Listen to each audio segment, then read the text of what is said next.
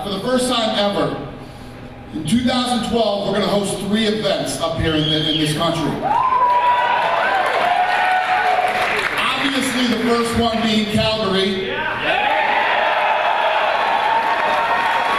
UFC fans gathered at Flame Central earlier this week for the anticipated announcement of UFC 149. Several Alberta-based fighters are looking forward to stepping into the ring. This is sort of like the Olympics, coming to your city or town. And I mean, the UFC is the Olympics of my sport, and it's going to be right here in my backyard. I can't even express what my feelings are. It's just, I'm ecstatic, obviously, and I'm ready to go. First of all, I want to thank Brian and Sheila for opening up their gym to us today. BDB Martial Arts Facility hosted the UFC fighters in an open training session. The session gave fans and upcoming athletes in the sport a chance to meet some of their heroes and see them train. Today's open training session was a preview for fans for Calgary's July 21st UFC fight. Corey Mace and Aaron Frazier of the Calgary Stampeders came out to show their support and see just what it takes to be a UFC fighter. There's always Albertans on the airplane, so I think it's pretty cool for the Albertans to be able to stay at home and have the event come to them, and I expect it to be a record sellout come July 21st. City Calgary is going to go nuts with this, I think. I don't think the tickets are going to last more than a day. I think they're going to sell out really fast. For SAIT Newsfile, I'm Courtenay Webb. Disappointing night for Flames fans when Calgary dropped a 3-0 decision to the Los Angeles Kings. It was a battle of the Sutters with Brent taking on brother Daryl's LA Kings. The Flames are 11th in the West, 2 points out of a playoff spot, with the Kings in 9th, a point out. The Kings come out strong with Willie Mitchell opening it up, beating Mika Kiprusoff and earning his 5th, 1-0 Kings. Late in the first, Kings on the power play. They are 0 for 9 on the power play in their last 2 games. Drew Doughty one-timer, but Kipper isn't having any of it. What a save, keeping it a 1-goal game. A minute later, Alex Tanguay gets it off the draw and puts it in the net, but it's a great pad save for Jonathan Quick, making 9 stops in the first. 1-0 Los Angeles in the first. Second period, Dustin Brown leaves a nice drop pass for Andre Kopitar, who passes it back to Brown, and Brown risks it in for his 20th, making it 2-0 for the Kings. Midway through the second, linesman Shampoo gets drilled in the neck by the puck, but doesn't even have time to make it off the ice when the play is blown dead, and he has to break up the scrum. In obvious pain here as he tries to keep the players from fighting one another. Third period, Flames still can't find a flicker. Tanguay in tight backhander to the net, and Quick stops it, deflecting it out of play. 10 to play, Mark Giordano gives it to Blake Como, who trips while trying to shoot it in, giving Quick an easy save. Desperate to get points on the board, the Flames pull Kipper with 2 left.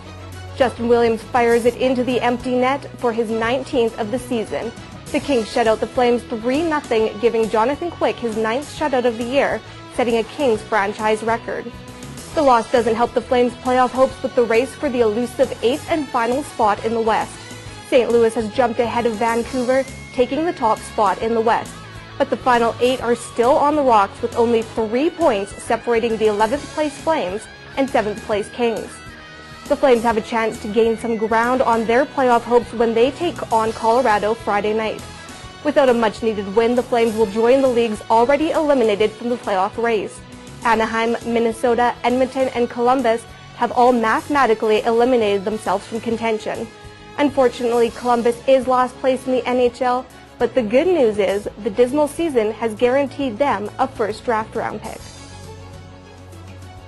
Calgary will try to re-spark their playoff run in Friday night's game, and the players aren't willing to give up yet. It's one this year, and you get up tomorrow and you keep going. You try not to eliminate yourself and make other people do that. But right now, it's the thoughts are right now this game and how we didn't take advantage of it. It wasn't good at all, and in a game of this importance, there's no time. And the Lloydminster Rohan Rays. The 6 teams were piped onto the ice by the Calgary Police Cadets and Calgary Police Services. A Hockey Alberta representative opened the ceremonies, and Hockey Hall of Fame recipient Lanny McDonald gave encouraging words to the players. Congratulations for being here. It means that you have risen to the top, and now you get to show the rest of the world, and especially Alberta, learn what you're made of. The games are important to the athletes, but sometimes it's the coaches who do a little reminiscing. Mr. White, who is the coach of the Royals, I used to coach him in both midget and junior C. So now he found out what it's like to try and keep these boys together. So he apologized to me just before opening ceremonies. I had to laugh. Now he sees what it's like. The Calgary Royals Gold took on the St. Albert Super Grip Flyers, but the Gold aren't taking this tournament for granted. It's very important to us since we didn't actually deserve our way in, but since we're hosting it, it's like a really big boost for our team to like play in this tournament since we didn't take it as positive as before, so it's a good way, yeah. The Royals were defeated by the Flyers in a 7-2 decision, but that doesn't mean they are out of the tournament yet. The semifinals take place Saturday, with the championship being decided here at the Max Bell Arena on Sunday. For SAIT Newsfile, I'm Courtenay Webb. Tessa Virtue and Scott Moyer stood atop the podium at the World Figure Skating Championships. Virtue and Moyer were able to reclaim their title, edging a win over American rivals Merrill Davis and Charlie White. The pair skated a less than perfect performance, but training and determination landed them top spot.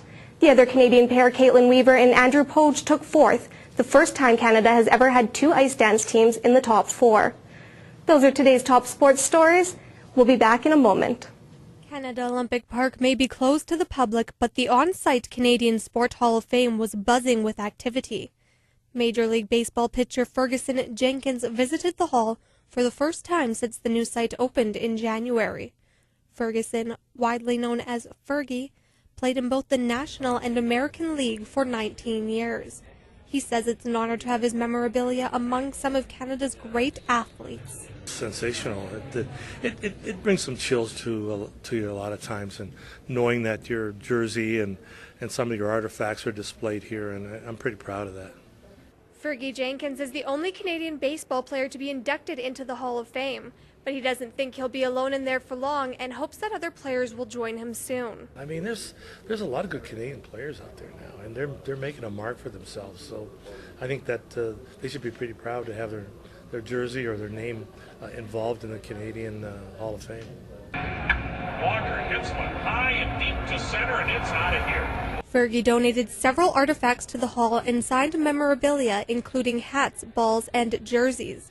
The Canadian Sport Hall of Fame is home to some of the greatest Canadian athletes in sport. Athletes from all sports and all years are featured in the hall, from Olympic greats to pioneers. The hall is full of interactive features, allowing you to experience what many of the athletes do, from the difficulty of a strikeout to stopping a goal. I even had a chance to catch a fastball and feel the full impact. For SAIT Newsfile, I'm Courtenay Webb.